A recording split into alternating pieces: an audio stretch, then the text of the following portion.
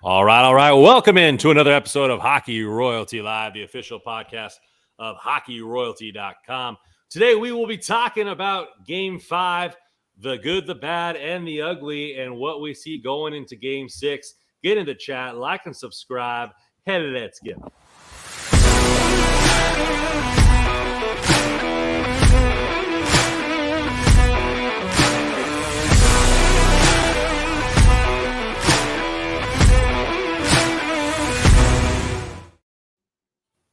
All right, guys. Well, how you guys doing? The NFL draft's going on. Got some picks being made. Joe's Giants are about to draft right now. We'll see what's going on there. But how you guys doing? Doing pretty good. Yeah, I was watching the draft myself, following my Chargers along. Got a wide receiver. Give Justin Herbert as many weapons as you can, and hopefully we don't suck again. How you guys doing?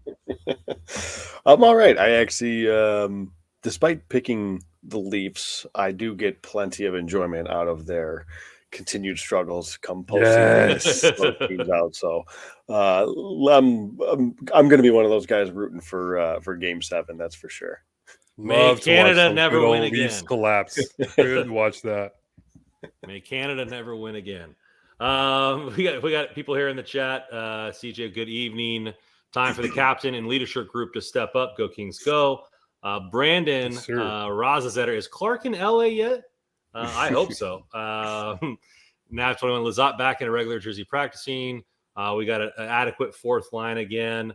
Kings Rule saying, did you see Russell on Locked On Kings? Russ, did you do another guest appearance there on the pod? I did. Yeah, Russ joined Eddie. Always fun talking with Eddie on Locked On Kings.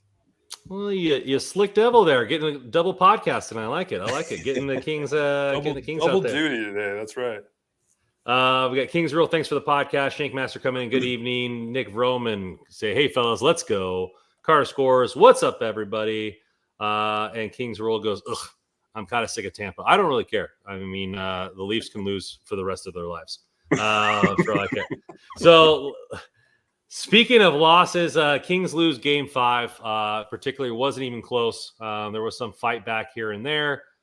Goals, we thought the counterpunching maybe would continue, and then the Kings would get their act together. But there was no fight. There was no pushback. There was no moxie and all those other words that you use to pump up a team at halftime. There was none of that. They pretty much got rolled the rest of the game, and they lose. Edmonton's now up 3-2. Let's just start with the changes made. We'll start with Walker, obviously coming in for Edler.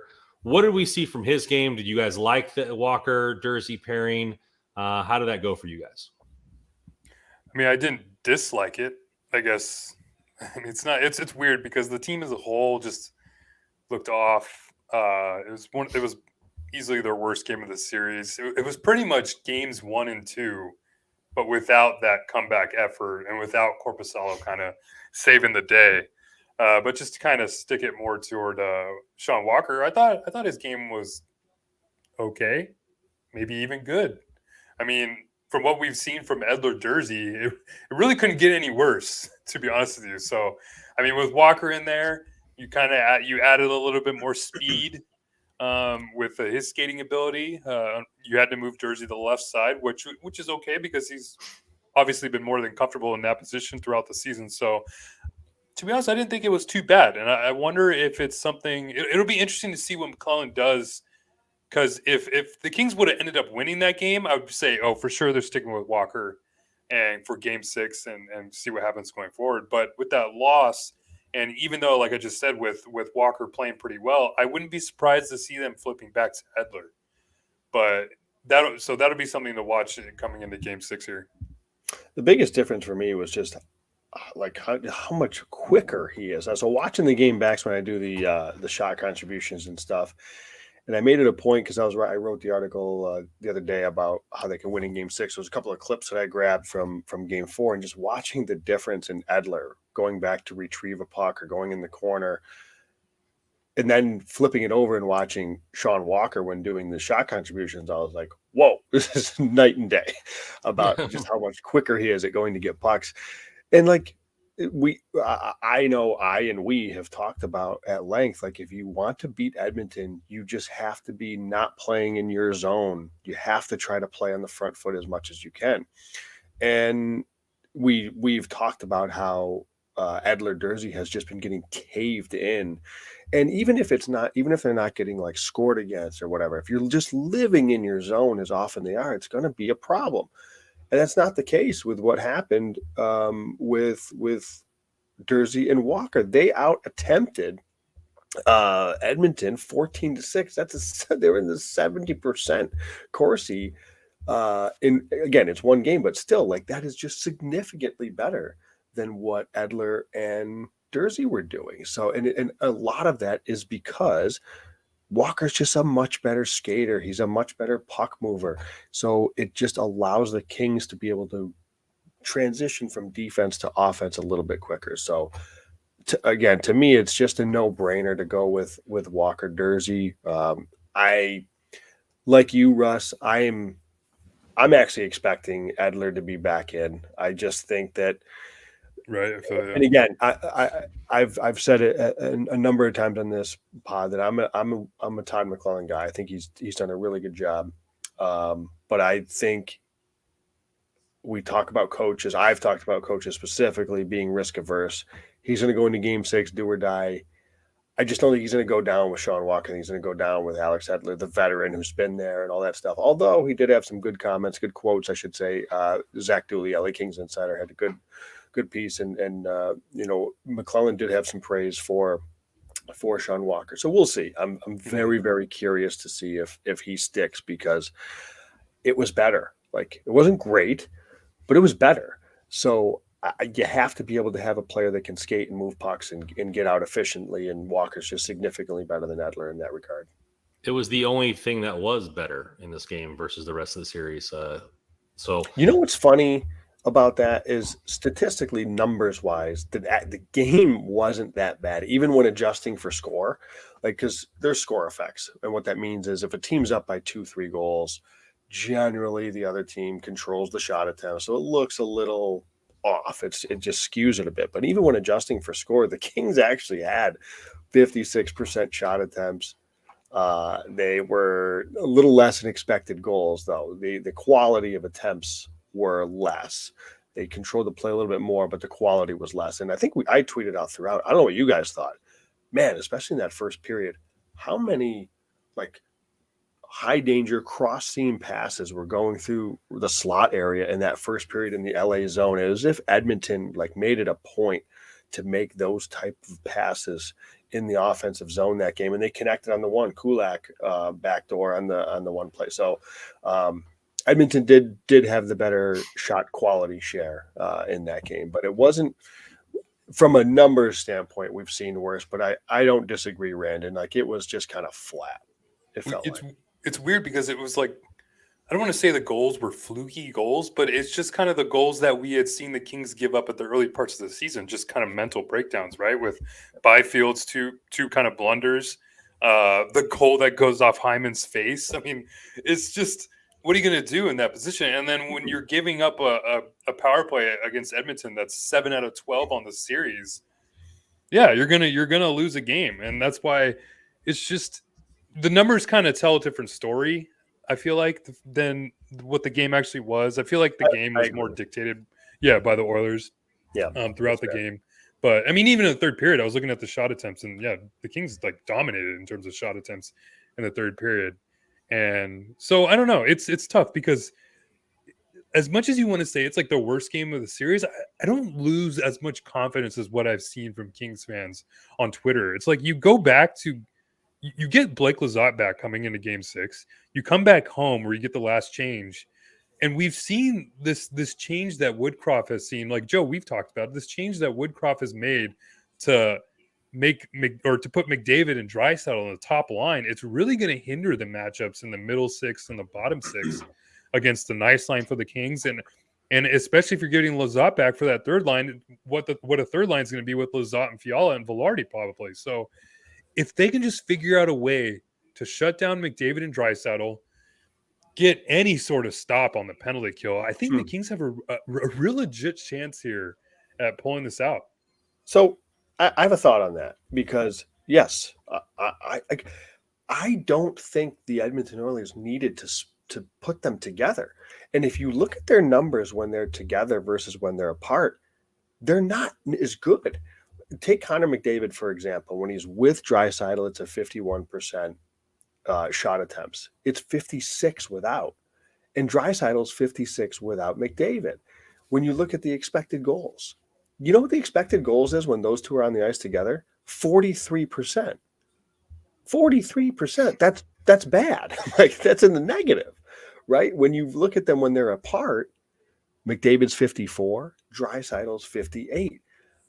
I don't see the need for them to do it.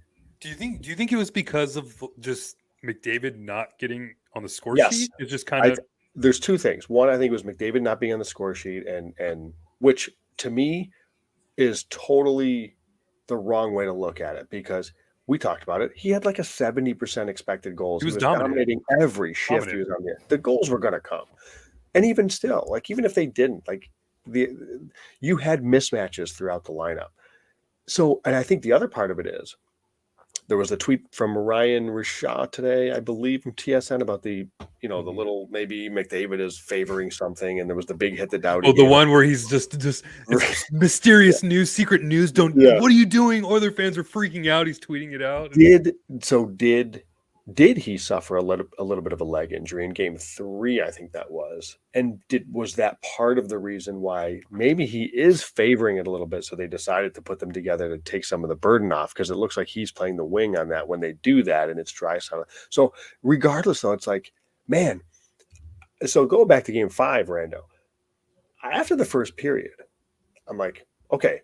It was a horrible start, but the Kings answered back. It's 3-2 after 1. And not only is it 3-2, the Kings dominate, but they had 60% possession. Like they actually played pretty well. Like, they played okay. Okay. And they controlled the shot attempts. You look at the Deneau line had an 11-2 in attempts in that first period of game. Like, so I'm looking at this. I'm like, okay. They've come in, Edmonton. They came out flying. They got the 2-goal lead. The Kings bounced back. It's a 1-goal game after 1. The Kings have settled the ship a bit. The Deneau line is completely dominating Bukestad. So it's like if LA can manage the McDavid-Draisaitl combo, Deneau's line is doing work. Then you need Fiala to do his job, him and Velarde. Like I actually felt pretty good after 1. Down 3-2. I actually felt okay. That Bukestad goal was Bukestad goal was a killer. Just leaving him in front. And it's so weird because that was when the nice line was out there. It's a rare mistake from Arvidsson. Yeah, really rare mistake. I mean, you saw Deneau kind of go to the point. I think Arvidsson thought he was going to go to the point as well and just left Bukestad all alone. And sure enough, he gets a stick on a tip shot. Yeah, so they were opportunistic, but I mean, I don't know. I don't know what you guys thought, but after the first period, I was like, I don't think this is bad. Like, I think the Kings are in a decent spot here. So I still think, and I know we'll get to game 6, but I still think if they keep those two together, I still think it favors LA. Randon, I don't know if you have the same, what your thoughts are on that, Randon, since you've seen them together. So David O comes in here. Edmonton says, Edmonton had so many breaks go their way in game 5, shots bouncing off of body parts going in, every loose puck going their way. Bounce should even out game 6, and Kings were coming in. Russell, I love your optimism. So you guys are a little bit more optimistic than I am. And obviously after the first, I was like, okay, if they can change it around. I think the second is where it got worse. I just think there was no fight. There was no fight back. There was no, they were falling into the 1-3-1. The 1-3-1 is supposed to be an more aggressive trap when it's played right. Like there was no forecheck. There was no back check. When you forecheck and back check, there's no paycheck. Like this team was lifeless. And I just don't think that they fought in any sort of way. Like there was zero pride shown by this team in the second period. And that's where I'm upset, or I think like you got to have some fight. Like, going in the second period that you're lucky to even be in this game based on how the first went out. Like, and you don't fight back and put any sort of pride into the second half. They just kind of fell back in the 1-3-1. The power play is absolutely abysmal. Like this is the worst power play I've ever seen. And I even tweeted after the game, do you think Trent Yanni gets fired because of how bad the power play? The penalty kill, yeah. the penalty kill because how bad it's been in his tenure here, and even worse in this playoff period. I just think it's like you looked at the Kings team that I know, and love, like is an effort team. That's how we went to Game 7 last year. Like there was zero checking in this game in the second period on. Like, and Joe, like I understand I'm a stat guy too, and you want to paint roses. Like this team didn't look good to me at all. Well, I'll say this though, Randy, you're right, and not to mean to cut you off. So I was very I was like, okay, the Kings are in a good spot after 1. I didn't have that feeling after 2 because you're spot on. Like the second period was no good, and I thought my hope was they could take advantage of the mismatch on lines 2, 3, 4. They could build off of the fact that, hey, Edmonton came out like gangbusters, and it's a 1-goal game after 1. So that's where my head was at after 1. And to your point, though, Rando, it didn't play out that way because it just wasn't good enough the rest of the way. Yeah, I just think that it's like that's not the team that we see, but this Kings team has given up lots of leads this year, right? So like they have had those points in times. We saw it in game 4, and we saw it multiple times in the season to where they just kind of give up. It looks like they gave up, and in the playoffs you can't give up. I don't care what the score is, and I don't know. I mean, it just seemed bad, and I've been watching every single game with my brothers, and after the first period, like both of them were like supremely upset, and I was too. I didn't think the team was playing good, but I was like, hey, we're only down 1. You know, and we play horrible. Like if they come out and have a dominant period, or you know, even somewhat resembling competent Kings hockey, like we could battle back in this game. And it just didn't. Like they folded like a lawn chair, and it wasn't even competent hockey. The power play or power penalty kill is the worst I've ever seen it in any team I've ever watched. Period, bar none. Like they don't do anything. Like they don't chase the puck, and I don't know if you have something else to say about that, but I don't know. No, I totally agree. But this is kind of what I think is going on with the penalty kill, because what was the talk coming into this series? The Oilers have this historically great power play. That's obviously been on the backs of them or the minds of all the Kings players. They're thinking about that. Hey, we have to be disciplined. And I'm sure they're thinking that too, but if it seems like once there is this power play for Edmonton, there's like no aggression and no aggressiveness. It almost seems like they're just waiting for Edmonton to score at this point. I mean, Bouchard is getting no pressure up top. The way that they're able to collapse and bring the Kings box down so tight in the slot, it just opens up so many more lanes and opportunities for the Oilers that you don't really see that kind of movement that we saw from the penalty kill, where he was doing pretty good at certain points of the season. So I wonder if it's a mental thing for the Kings right now, where they just expect the Oilers to score every time they get on the power play, which is that's where I get upset, because it's like you guys have to show a little bit more aggression here. You can't just sit back and let the Oilers dictate whatever they want to do on the power play, because that's really what's happening. And they're scoring every time, 7 out of 12. So I've got a couple of thoughts on the kill. I think part of it is since the trade of Barry and Bouchard up at the top. I mean, it is. I don't know if I tweeted this, but I know I had this thought, like, is there a better job? It's like everybody talks about like the backup quarterback being such a fantastic job in like sports, playing that position for the Edmonton Oilers in the power play. We just get the puck. Okay, where's McDavid and where's Draisaitl? You don't even have to do anything. You just, because the Kings are not the only team that does this. Watching the Oilers power play leading into the playoffs, Bouchard's on an island up there. Nobody's near him because everybody's like, they're so concerned about everybody else on the power play, right? The McDavid, the Hyman and Draisaitl and Ryan Nugent-Hopkins. It's like, okay. So they just kind of let Bouchard up there because they know he's probably not shooting. You know, this is going to come from McDavid or Draisaitl. So I think that's part of it. The other part of it is, to your point, Russ, where it's maybe a little mental. And I don't know this because I don't know what the Kings coaching staff is instructing the Kings in against this particular team, against Edmonton, and how they want them to play. But you wonder what you are afraid of sometimes as a killer is maybe overcommitting.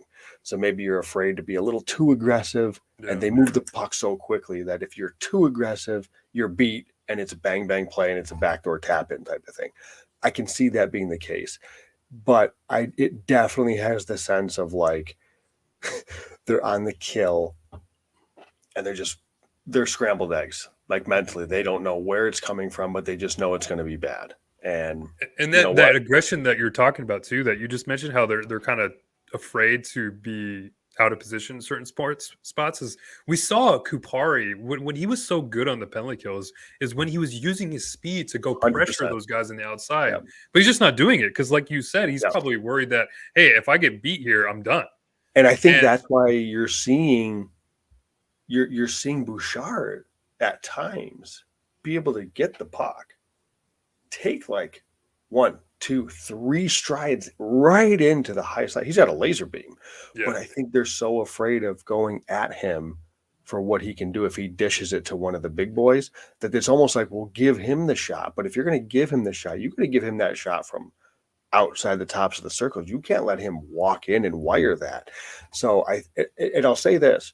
I will credit Edmonton and Bouchard specifically because think about it. If you're Evan Bouchard, you're a young defenseman. You haven't been running this power play for the last 2 years. You came in because they traded, I say running, quote unquote. He's at the top.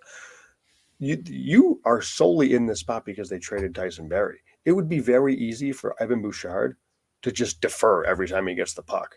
But you know what? You got to give credit. Like he's not afraid if the Kings are going to give it to him, he's going to walk in and wire one. And that's helping too. So I don't know. I mean, they let him walk in. They let Kane walk in. They let everybody walk in. Well, I have to give it like with Bouchard though. Yeah, like you said, Joe, he's got a missile of a wrister, and his shot is definitely up there. I mean, it's like a perfect complement. Like I think about like in NBA terms, like if you got 2 really solid inside men that could just run that low post. Then you add like a really legit 3-point shooter to that little tandem right there. I mean, that's exactly what they have with Bouchard is like you have Draisaitl and McDavid operating on the wings, doing whatever they want, throwing cross-team passes, maybe making moves down and tight. And then if they open up that space and you have a guy with the shot that Bouchard has at the top, I mean, man, that's a lethal power play. And I don't know. It's like I almost just want to see another team try to stop this power play, just so I can wonder if maybe it's just not the Kings and maybe it's just the power play itself. What, just to make you feel better? Yeah, exactly. Can someone else deal with this so we can see how bad this really is? They're one of the best power plays in the history for a reason, and I think there's another power plays in general are going pretty good. I think in this playoffs, but obviously Edmonton's at a whole different level, and I think at this point you don't have a whole lot to lose. It can't get much worse. And it's easy to say stay out of the box, right? And I think, like I said, I wrote in the piece that I wrote the other day about how you can win Game 6. I was going to write stay out of the box, but that's not realistic. Like this is a playoff series. There's going to be penalties. It's an emotional series. You have to limit it though. You got to try to limit Edmonton to like 2 power plays if you can. And if you do that, I think you got to try to be more aggressive. 1-0. In fairness, it's 50%. A little credit here. I'm going to spot them 1. Okay, I'm spotting them 1 power play goal. But so here's the way I look at it. I think you have to be a little bit more aggressive, and take that risk of. They're not being aggressive at all. So they need to be any sort of aggressive. If they beat you, they beat you. If they're beating you already. If they beat you, make them beat you because you're putting pressure on them. Because to me, now I was never a power play player at this level, clearly, but whenever I've played power play, I don't want guys in my face. I love it when they just kind of give me the outside, give me the space, and then I can look around and dictate where to make passes. Make me uncomfortable is how I look at this. And I would like to see the Kings penalty kill make them a little more uncomfortable. And if they beat you, they beat you. But at least make them try a little bit harder at it. Nav21 comes in here and said, this is why I'm so optimistic with us getting Lizzo back anytime this team is listless or needs a bump, Todd knows he can throw 46 out there and make something happen, draw a penalty. He is one of the players that never gives up. And I'm not saying the other players gave up, but it sure felt like it. But he's always that kind of that spark plug type, player. And it's just, I think this team needs to show some grit and some toughness and, some sort of, grabbing yourself by the bootstraps and all those other sayings that you could possibly have, and show some sort of fight in game 6. And that's why I listed this podcast, what they need to do to fight back. Like, this team needs to throw some punches, maybe not literally, but they need to throw some punches in the game to get back in it, show some life. What did you you said? think? Like you said, it's park and ride, so there's no momentum going to game 2. But you got to be thinking on the long flight back home. Like, the players know they got beat, and so like, what do we got to do to get back into this?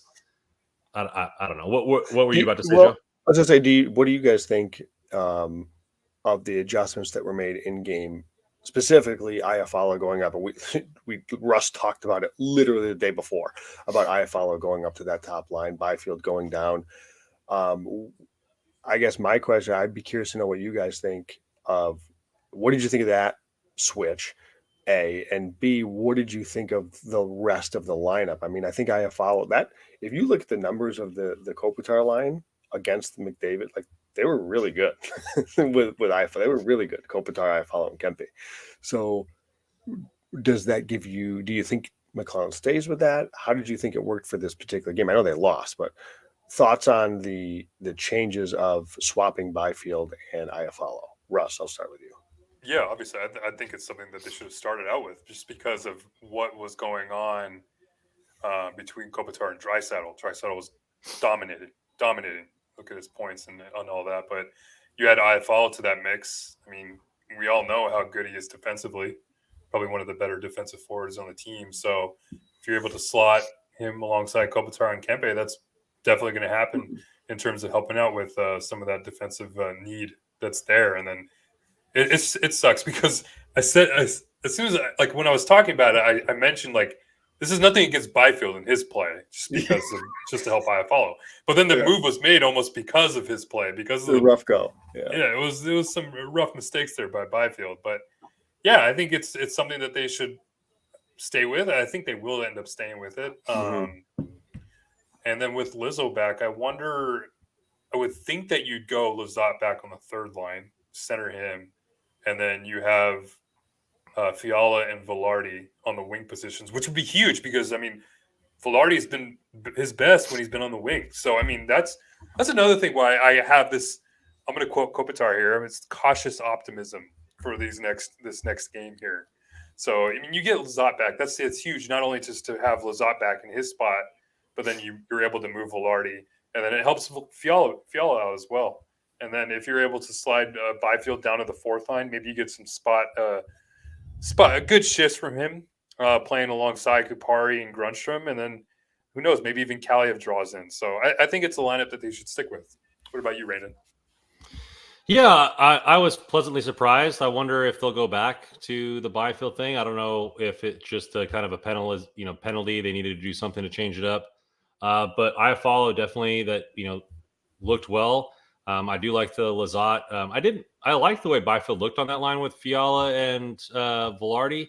It was kind of what you mentioned. It was like high octane. Obviously, a couple of penalties by Fiala didn't help us out there. But Lizotte, that Lizotte line with Fiala and Velarde during the season was some of our best line during that streak there for a little bit. So I'm fine with that, and have Byfield either continue playing wing and let Kupari play center, because that's what he's been doing.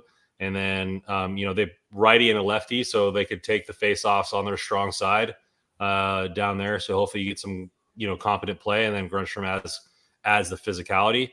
But you're looking at, you have three guys that are all hustle type players and no real scoring coming from that fourth line. And maybe that's what you need, is just a line that doesn't give up opportunities and remains neutral or positive in the momentum of the game to allow the middle six to score your points.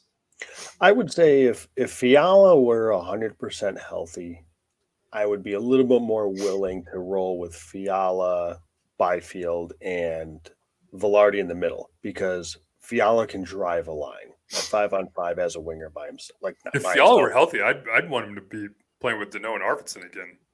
I still want him where he is. I think. You think it's because of the defensive matchup? Yeah, I'm a little nervous about that, and not for not. It's just that the Deneau line's been good. They've just been good. Like they've been. Yeah. Now, to your point, like if Trevor Moore has been all over the shot contributions this whole series, he has led the Kings. He and Victor Arvidsson have led the Kings. If he could finish a little bit more, I mean, and this is when we talk about when he signed the contract, like if he finds a little bit of a finishing touch, this is a potential 50, 60 point guy. He can spike for 60 points in a year because he's all over the ice. He's buzzing in the offensive zone. And that line in general has been so good. He's been good lately since, you think about his concussion that he was coming back from too. Yes, for sure. So I think I agree that like if you can get Lizotte between Fiala and Velarde, like that's a win. That's he himself is somebody that dishes and is a disher, and I think Fiala needs that. I think Velarde needs that, and it moves Velarde back to the wing. I think he's done fine asking him to play center, but like he's having a career year as a winger, and I don't think that's a coincidence, right? So I do think that's best, and then Byfield I would put with Kupari, and I think there's a question you could ask of. I think the better line is Byfield with Kupari and Grunstrom. If you're going to take a shot because you're down in the series and you're trying to make something happen, I can buy a Kaliev going in to see does he score a goal on a shoot. I could buy a LaFerriere at this point on the fourth line. The way that they've been playing, right? It's the. Look at what happened in the Seattle game. They had Ty Cartier and he scores in his first NHL game in the playoffs. So that's the one reason why I think you would put Lizotte on the fourth line is because they've been so bad. They have been caved in like relentlessly, whatever combination they've put. And Lizotte could shore that up. So if the Kings feel good enough about Velarde down the middle, and maybe there's extra couple days to help Fiala a little bit, then maybe they still think that third line at home is a good enough mismatch, and Lizotte shores up the fourth line. And again, either way, I think the Kings are a better place, right? It's also interesting. Back in the lineup, the Kings are in a better place. That's also interesting because of the way that the Oilers are set up lineup-wise with their 11-7, because now you have Draisaitl and McDavid on the fourth line. Yep. You have that matchup. But another thing I was going to ask you, Joe, is we've seen Deneau line match up against the 97-29 line pretty much all series, or since they've been together. We've seen Kopitar match up against 97-29. Do you think they switched to Deneau?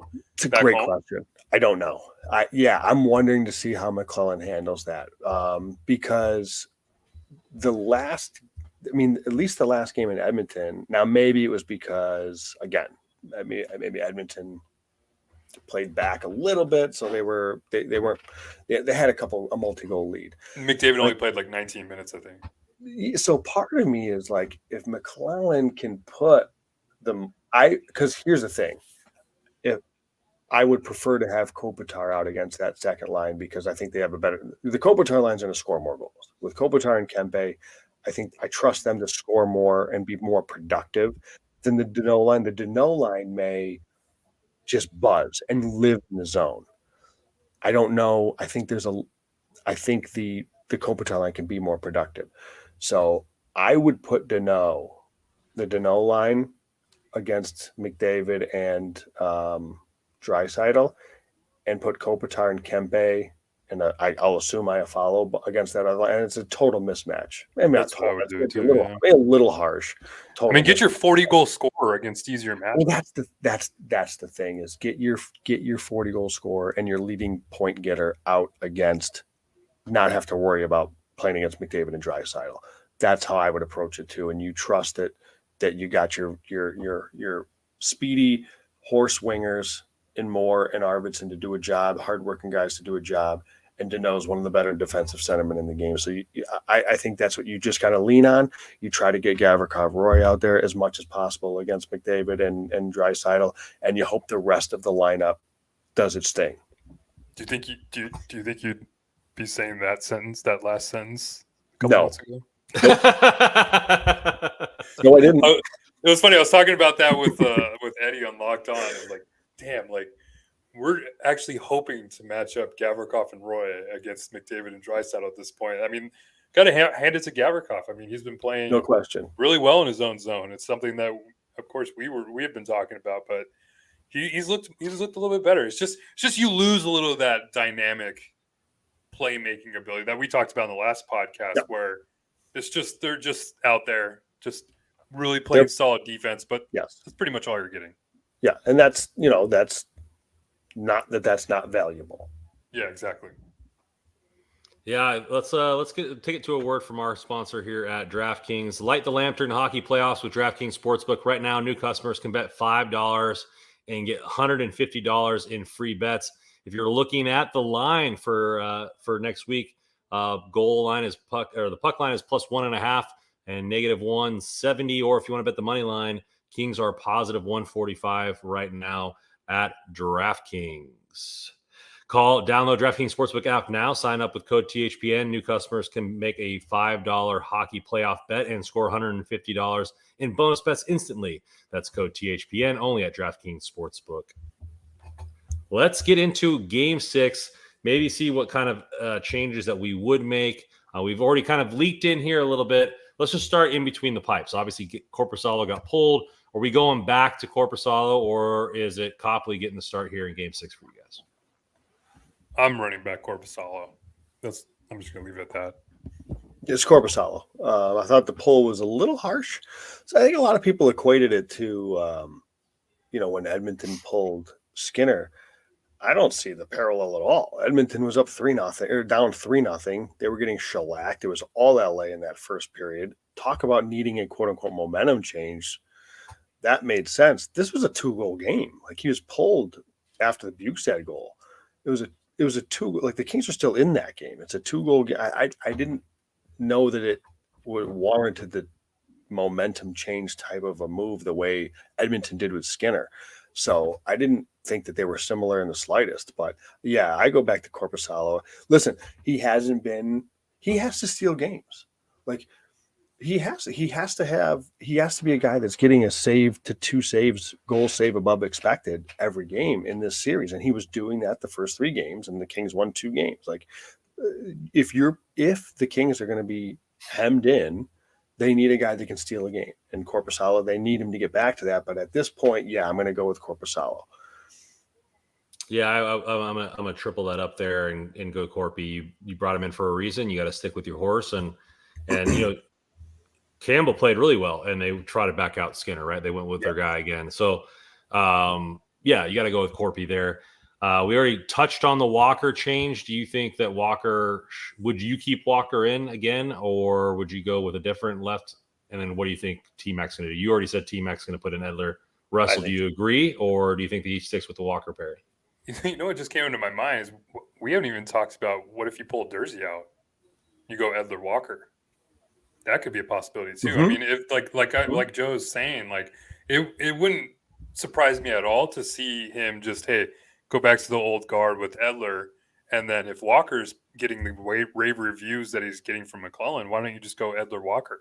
Because I mean, for Dursey, he's been pretty bad this series, unfortunately, and it's been tough to watch. So I could see Edler Walker being an option if McClellan wants to make that change. Is Jordan Spence an option? Or is he part of just the Black? He's an option, right? But I don't think it's happening. Yeah, same. Like, I think those he's quote unquote an option. I don't, and I'm not going to say I blame McClellan for not going to him necessarily, but I just would be stunned if he did that. And just for sake of just some statistics, Edler Walker is significantly better than Edler Dursey, which should surprise no one because Edler Dursey has never worked. So at the very least, as much as I would prefer probably still Dursey Walker, Edler Walker is at least better than Edler Jersey. Take it for what it's worth. There's actually there's one other thing I wanted to ask you guys about too that we saw throughout, or I've seen throughout this series, is the Oilers' strategy against the Kings 1-3-1. So I talked about how at the beginning of the series that the Kings need to stick to the 1-3-1 as much as they can for the series. But what I didn't expect is for the Oilers to have a legit strategy every time the Kings are in that position. I mean, if you look, I've seen video, is you just see the Oilers when they get the puck and the Kings are set up, they just wait. They're just sitting there holding the puck, whether it's Ekholm, Bouchard, whoever it is on defense. They just sit there. And if you even look on the bench, you can see Woodcroft literally holding his hand up, telling him, hey, wait, like let's wait. And so what I've seen them do is they have the defenseman hold the puck in their zone. Then they generate a ton of speed going up the wings on the boards.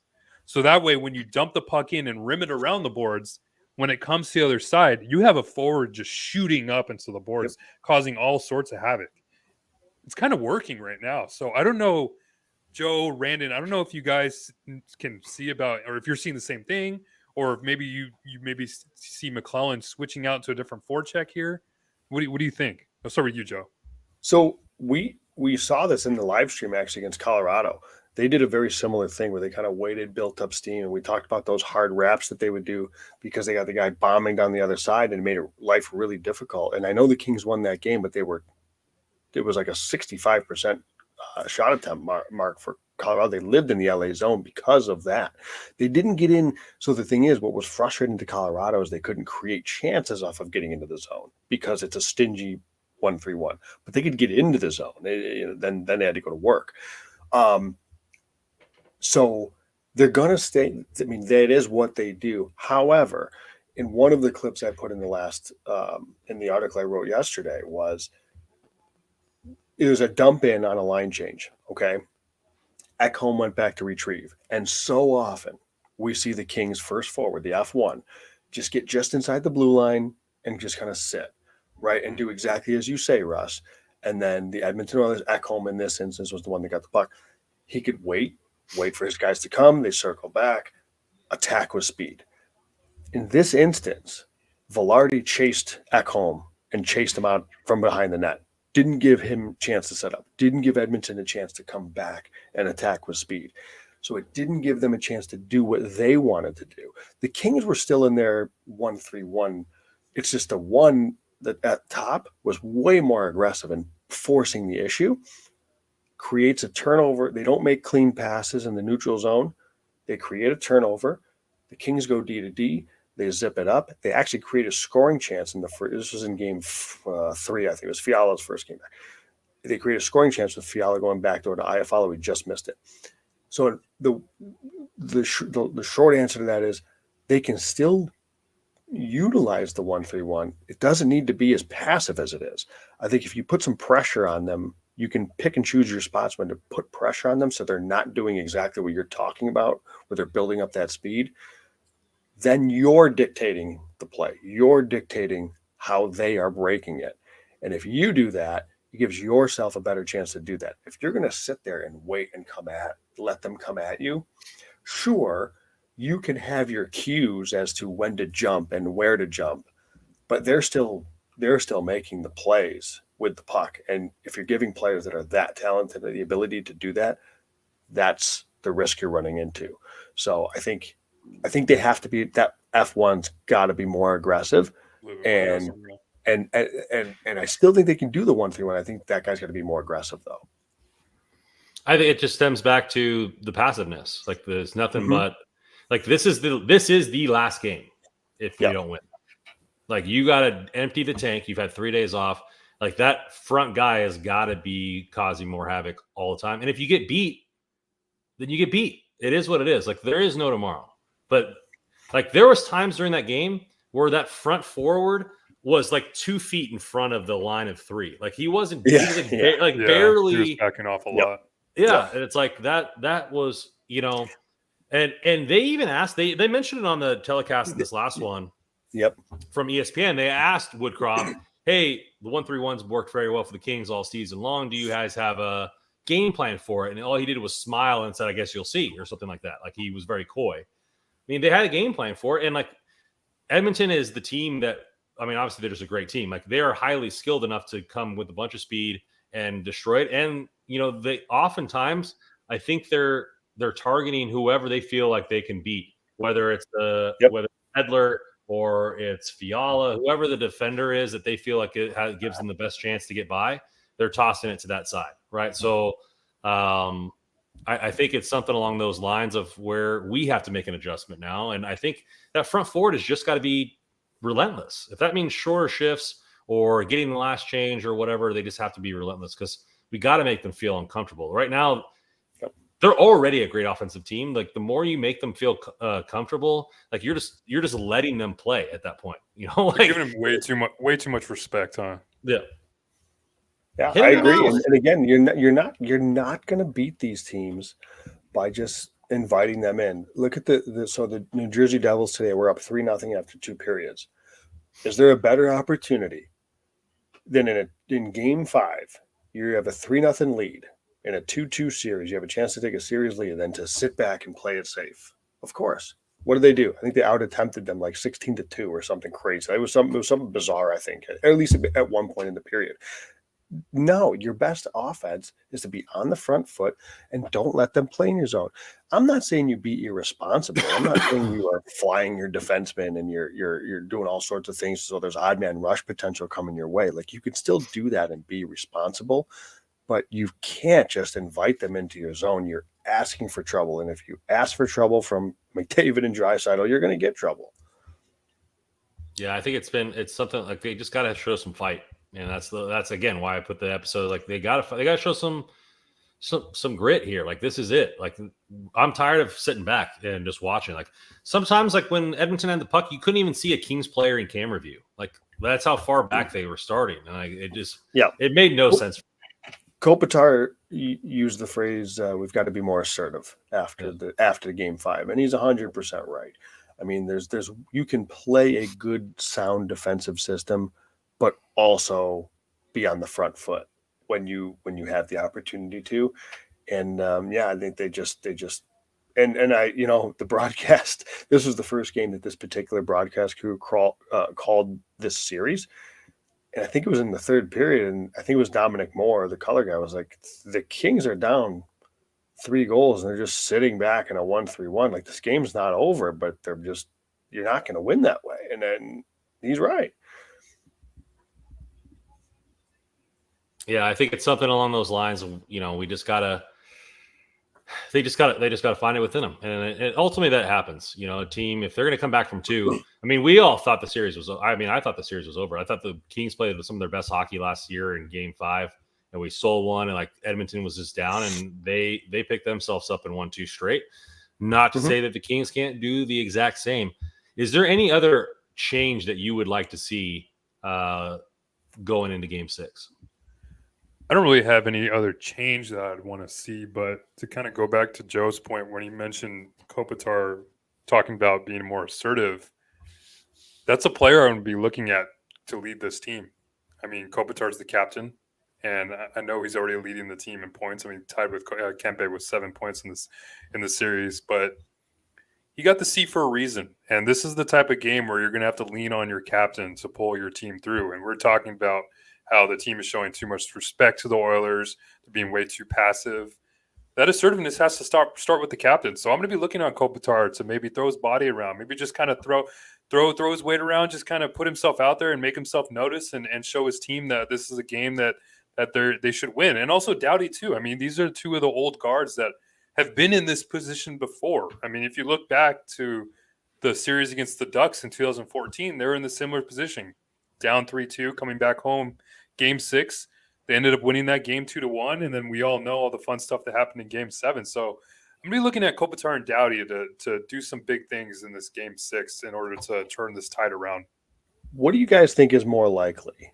Because I think I am actually cautiously optimistic about this Game 6, and I'm looking at it as I'm cautiously optimistic because I just feel like when the Kings play a game like they played last game, a little bit more, that they come out the next game, especially at home, and this is going to be like that game that they I think they lost the game against Edmonton, but this was a game that they dragged them through the mud. Like, this is going to be a sludge fest. This is how I'm envisioning this game. There's no room on this ice. Edmonton's not going to be able to get anything going. The Kings are going to be stingy as ever, and it's just a matter of, can the Kings win 2-1, or can Edmonton win 2-1, and who's going to get that break?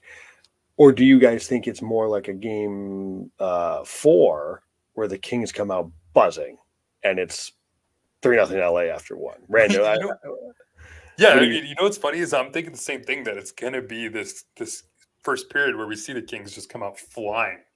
okay. It's only been 2 times this year they've lost 3 games in a row. 2 times. So, I mean, this team, like, they've shown this capability to bounce back from these tough losses. And yeah, I fully expect them to just come out with full force. I mean, the lineup is going to be great in terms of having everybody healthy. They'll be fully rested. You're going to have home. You're going to have last change, so you're going to be able to dictate matchups. So, yeah, I wouldn't be surprised if they came out with a 3-0 lead, but that's what I'm also going to be scared of. So I don't know what to be cheering for here. I just think they have to, and it's something along the lines of I keep saying it tonight. They have to just come out and on fire, and they should. I mean, there's no close to his face for this year. There is no excuse for that. Man, I'm just nervous because it's like I just watching that. I thought it was just pathetic. Like, I was embarrassed to watch the game. Like, I stopped watching in the third period. I'll be completely honest. Over at my brother's house, I left, went home, played some video games because I was like, this is not the Kings team that I'm accustomed to watching. I was embarrassed for them, and they have to come in and dominate. I mean, I expect them to come in and try to dominate the first period, put the foot on the throat, and then you just can't let them back in it. Like, that's the kind of game that I'm hoping for. And the thing to remember is that and I think we talked about it before the series, or Russ might be mentioning it before the series, was the pressure is just so much on Edmonton right now. Right? Yeah. There's so many people, me included, picking them to win the Stanley Cup. Like, this is their year. The pressure is mounting now, and they got to win. They got to close it out. The hardest game to win in these series is the fourth one. So I certainly wouldn't be shocked if this goes back to we'll see. Like, I wouldn't be shocked, but this could be. We'll find out what Edmonton's made of if they come out. You win Game 6, Game 7. Edmonton going back to Game 7. Yeah, that pressure is only going to ramp up, tremendously, right? And yeah, I think it's funny because I was listening to the Spitting Chicklets guys. I mean, they're talking about how whoever wins this series is going to go to the Stanley Cup. And I kind of agree with them. I mean, both of these teams. About that too, yeah, I think the Oilers we talked about it coming into the series. They were the hottest team in the Western Conference, let alone maybe the NHL. And the way that these teams have been playing against each other, I mean, I don't, for some reason, just no disrespect to the Golden Knights and the Stars and all those other teams in the West, but they don't really scare me like the Oilers do. So agreed. I don't know, if you just can find a way to get past these next 2 games and steal a Game 7 in Edmonton, man, round 2, I mean, going up against Vegas, I feel pretty good about that matchup. It's gonna be a good one here. It's gonna be a good one. I know my nerves are gonna be at an all-time high watching this game. But I think that's going to do it for us here, guys. Appreciate you guys coming into the chat. As always, you can find our stuff at hockeyroyalty.com. Follow us here at hockey_royalty, Rando Commando 24, NHL Russell, JW Paterino, and the rain coverage here at Kopitar 40F or HOF.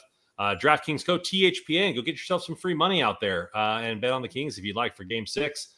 Thank you guys again for coming in the chat, man. We love having you guys. Yeah, we want to do more of these pre-games and post-game shows. Let's not let this be the last one. We want to do more of them. So, always on this podcast, and for Game 6, go Kings, go.